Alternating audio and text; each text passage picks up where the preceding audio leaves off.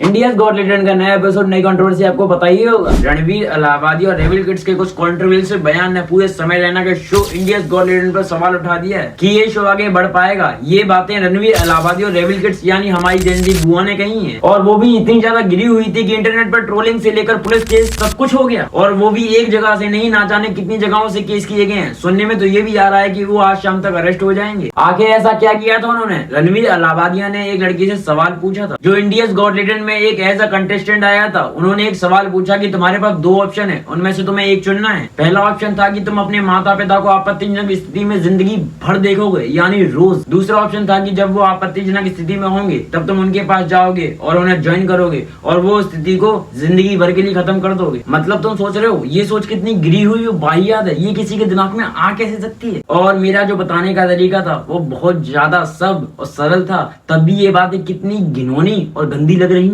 जब डायरेक्ट सीधे शब्दों में बोली गई तब बहुत ज्यादा अजीब लग रही थी। इंडियाज गॉट टैलेंट शो है ही डंक और डार्क ह्यूमर का। वहाँ पर डंक और डार्क ह्यूमर के नाम पर ऐसे ही लोगों की बेइज्जती की जाती है, और कोई भी सेंसिटिव टॉपिक होते हैं उन्हें छूकर एकदम से बर्बाद कर दिया जाता है। और आपको डंक और डार्क ह्यूमर समझ नहीं आता, आपको बुरा लग जाता है, आप ऑफेंड हो जाते हो, तो आप एक बच्चे हो, आपको जाकर पोगो देखना चाहिए। और मेरे भाई मुझे लगता है कि पोगो देखना बेटर है इन सब चीजों से, क्योंकि ये चीजें हमारे दिमाग में गंद भर देते हैं और कहीं ना कहीं वो इनडायरेक्टली हमारी नॉर्मल जिंदगी होती है जिस पर असर करता है। बिकॉज पोगो देखने से क्या होगा, कुछ अच्छा ही सीखने को मिलेगा। ये किसी के पोगो देखने के बाद माँ बाप के बारे में कोई गलत चीज तो दिमाग में नहीं आएगी ना।